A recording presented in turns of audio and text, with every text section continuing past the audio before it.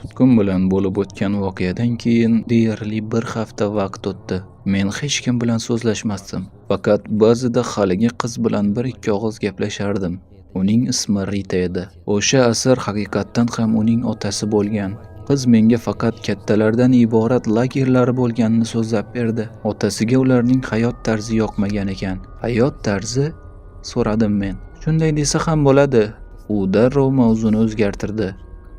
Biz 20 kilometr uzoqlikdagi ovuldan kelganmiz. Otam bu yerda tuzukroq yegulik topilib qolar deb o'ylagandi. Baxtga qarshi ular bizni qabul qilishdi. Keyin Andrey paydo bo'ldi. Qiz boshini quyi egib, g'azabdan titrab ketdi. U o'zini zo'rg'a tutib turardi. Yemishimiz borligini ko'rib, Markni o'ldirdi. Uni o'ldirgani yo'q, bu tasodif edi. Andrey qizga tikildi.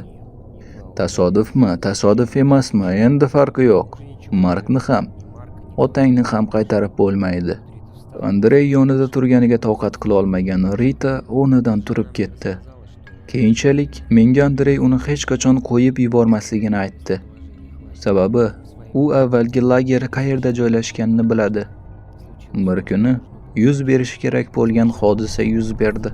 Qiz qochib ketdi. Buni qanday amalga oshirganini bilmadim. Andrey gumonlangan yigitchaning aybi bor yo'qligini surishtirib o'tirmadi. Uni ham Ritaning otasini uloqtirgan joyga tashlab, ana ularga yem qildi. Keyin ular meni oldimga kelishdi. Qani gapir, nimani bilasan? So'radi Andrey. Uning rejalaridan xabarim bo'lmaganini aytdim. Lekin menga ishonishmadi. Uni ushlagunimizcha shu yerda o'tirasan. Meni yerto'ladagi qafaslardan biriga qamashdi. Zimistonda qancha o'tirganimni bilmayman. Kunda 1 yoki 2 marta yegulik keltirishardi. Qiz ulardan ancha olisga qochib ketgani ko'rinib turardi. Kunlardan bir kuni kimningdir ovozi meni uyg'otib yubordi. Qani o'rningdan turchi? Qizni ushlashibdimi? Shu yerga qamashmoqchimi? Ey, chaqqon, sen ozodsan. Chaqqon, faqat Rita men bilan shunday hazillashardi. Meni yerto'ladan olib chiqa boshlashdi. Ko'zlarim qorong'ulikka ko'nikib, qo'llari orqaga qilib yerga o'tkazilgan bir necha bolani ko'rdim. Ularning atrofida bir necha uzun pichoq ushlagan kishilar turishardi.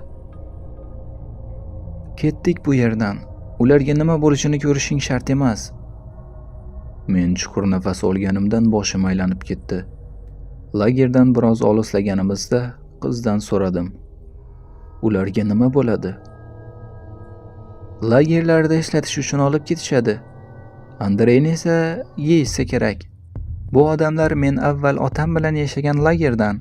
Ular nima yeyishlarini bilmasdim. Go'shtmi go'sht, ovga chiqdik deyishardi. Biz otam bilan faqat sabzavotlarni yerdik. Kun kelib ular tugadi. Bir kuni bu yerdan ketishimiz kerakligini aytdi. Men nima deyishni bilmay qarab turardim. Sizlarni qanday qo'yib yuborishdi? Lagerning kattalaridan biri otamning tug'ishgan akasi. Muammo va tushunmovchiliklar bo'lmadi. Hammasini shu yerga olib keldim. To'g'ri, Andrey yaxshi odam emas, lekin hatto u ham bunday qismatga loyiq emas. Qiz menga uzoq tikildi. So'ng qo'lida nimadir yaltilladi. Balki sen haqdirsan. U bunga munosib emas. Lekin sen... U pichoqni qornimga sanchdi. Katta og'riqdan tishlarimni qisib tizzalab o'tirdim. Mana sen munosibsan. Seni deb otamni o'ldirishdi. Qiz meni oyog'i bilan itardi. Ortimdagi chuqurga dumalab ketdim.